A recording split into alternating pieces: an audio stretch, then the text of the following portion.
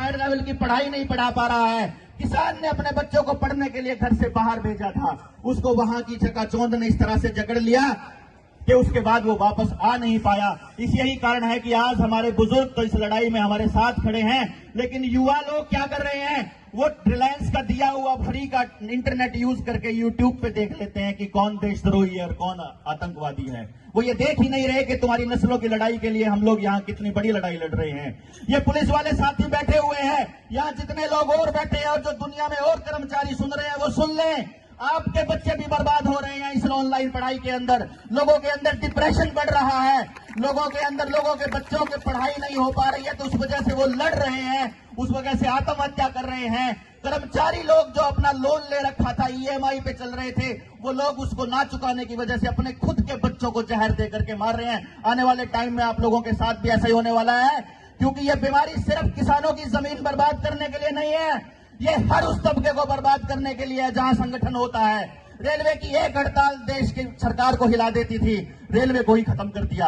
Roadways की हड़ताल सरकार को खत्म कर देती थी, उसको हिला देती थी, रोडवेज को खत्म कर दिया। अब सरकारी स्कूलों की जमीनों के ऊपर इनका वो चल रहा है, इनकी नजर पड़ी हुई है। और सिर्फ सरकारी स्कूलों की जमीनों पर नहीं, इस बात को भी सोचना पड़ेगा, 2 सितंबर को प्रधानमंत्री की तरफ से चिट्ठी आ चुकी है हर ग्राम पंचायत को, हर ग्राम सभा को यह पूछा गया है कि अक्टूबर का कैलेंडर दे दो, अपने गांव में कौन सी चीज बेच सकते हो। आप जंगलात की जमीन बेचते हो, शामलात की जमीन जो बेच सकते हो, स्कूल बेच सकते हो, या कौन सी चीज किराए पे चढ़ा सकते हो। आप लोगों को यहाँ बॉर्डर के ऊपर खड़ा कर रखा है और उनको लगता है कि वहां इन जमीनों को बचाने वाला किसान तो वहां बैठा हुआ है, तो पीछे से कौन रक्षा करेगा।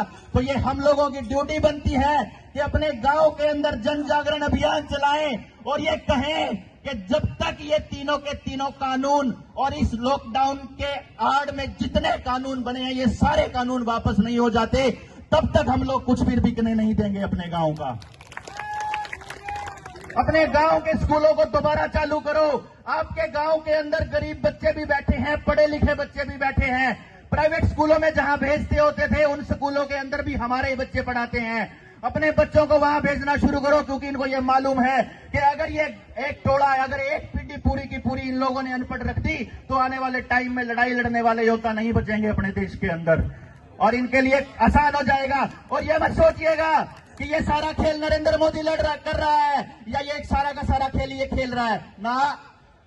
राहुल गांधी की मां सोनिया गांधी 2006 में उस टाइम पे कांग्रेस की अध्यक्ष हुआ करती थी, जिस टाइम पे PHFI आया, public health foundation of India, जिसने हर डिपार्टमेंट के अंदर ट्रिपल P मॉडल एंटर किया। तो अलग परसों अखबारों में आपने देखा होगा, ट्रिपल P वाले मॉडलों के लिए जमीन खरीद सकती है सरकारें।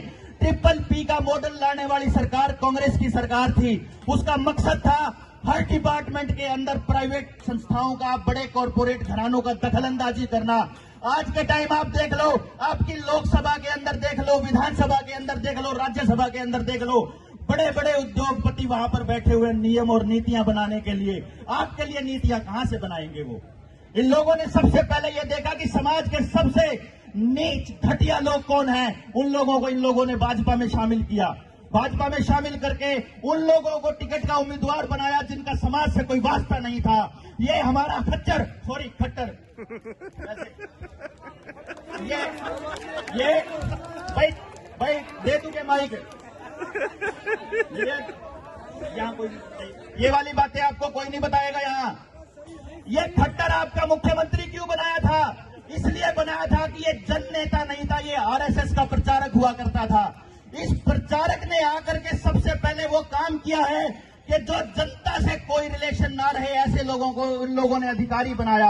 आज आप देख लीजिए, यहाँ का जो SDM जिसने लोगों को मारने का आदेश दिया, वो कौन था? जो ऑलरेडी किसानों से नफरत करता था।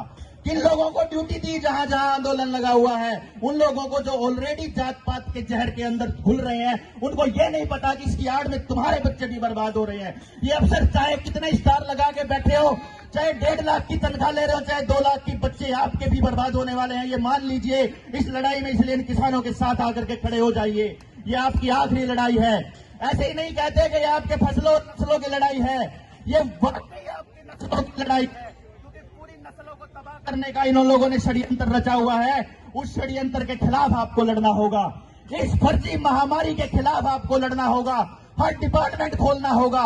किसान इतने दिनों से क्यों बैठा हुआ है और बाकी डिपार्टमेंट क्यों नहीं बैठे हुए, इसको समझना पड़ेगा। क्योंकि किसान के खिलाफ सरकार के पास कोई कागज नहीं है।